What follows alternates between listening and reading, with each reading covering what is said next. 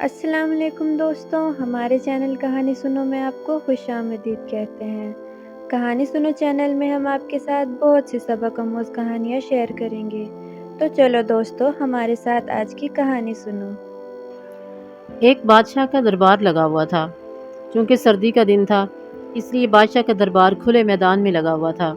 सब खासो आम सुबह की धूप में बैठे हुए थे। बादशाह के तख्त के सामने एक मेज थी और इस पर कुछ सामान भी कीमती सामान रखा हुआ था। वजीर, मुशीर, उमरा, अमीर, गरीब सब दरबार में बैठे हुए थे।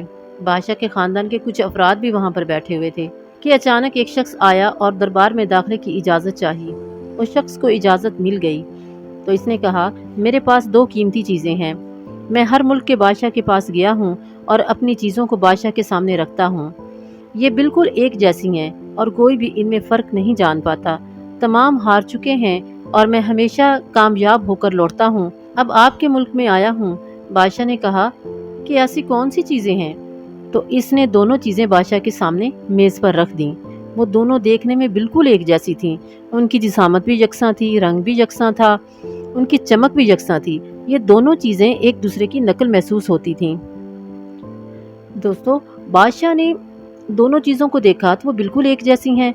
तो इसने शख्स से कहा कि जी हाँ, ये दिखाई तो एक ही जैसी देती हैं, लेकिन ये मुख्तलिफ हैं। बादशाह ने कहा, ये दोनों अशिया तो बिल्कुल एक जैसी हैं।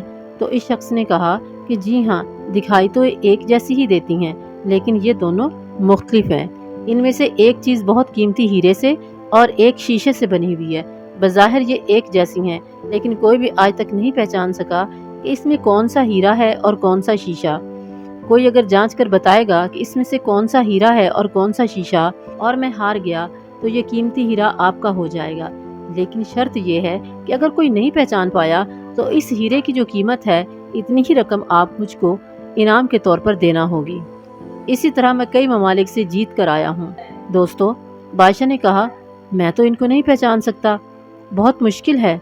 वजीर, मुशीर बोले, हम भी नहीं पहचान सकते क्योंकि ये तो बिल्कुल एक जैसी हैं। सबको गुमान था कि अब तो शिकस्त ही हमारा मुकद्दर है, लेकिन शिकस्त पर इनाम का मसला नहीं था, क्योंकि बादशाह के पास बहुत दौलत थी। बादशाह की इज्जत का मसला था, क्योंकि तमाम आलम में ये मशहूर था कि बादशाह और इसकी रया बहुत ज़हीन है और इस तरह उनकी बहुत सुबकी होती अगर वो ना पहचान पाते और मुकाबला हार जाते। कोई भी शख्स ये मुकाबला नहीं हारना चाहता था। आखिरकार थोड़ी सी हलचल हुई। एक नाबीना शख्स हाथ में लाठी लेकर आया और उसने कहा, मुझे बादशाह के पास ले चलो। मैंने तमाम बातें सुनी हैं और ये भी सुना है कि कोई नहीं पहचान पा रहा, तो एक मौका मुझे दे दें। दोस्तों, एक आदमी उसको सहारा देकर बादशाह के सामने ले आया। बादशाह ने इस नाबीना शख्स से दरखास्त की, तुम तो पैदाशी नाबीना हो, फिर किस तरह पहचानोगे? नाबीना शख्स ने कहा कि मुझे एक मौका दिया जाए ताकि मैं अपनी जहानत को जांच सकूं, और हो सकता है कि मैं कामयाब भी हो जाऊं, और अगर कामयाब ना भी हुआ तो आप लोग तो वैसे ही हार चुके हैं। बादशाह को महसूस हुआ कि इसे मौका देने में क्या हर्ज है। बादशाह ने कहा, ठीक है। इस नाबीना शख्स को दोनों चीज़ें छूने के लिए दे दी गईं और पूछा गया कि इसमें से कौन सा हीरा है और कौन सा शीशा, आपको ये मालूम करना है। इस आदमी ने एक लम्हे में कह दिया कि ये हीरा है और ये शीशा। दोस्तों, जो आदमी इतनी जगहों से जीत कर आया था वो बहुत हैरान हुआ और कहा कि नाबीना शख्स, तुमने किस तरह ठीक तरीके से पहचान लिया? और आपने बिल्कुल सही पहचाना, आपको मुबारक हो, और अपने वादे के मुताबिक ये हीरा अब आपके बादशाह का हुआ।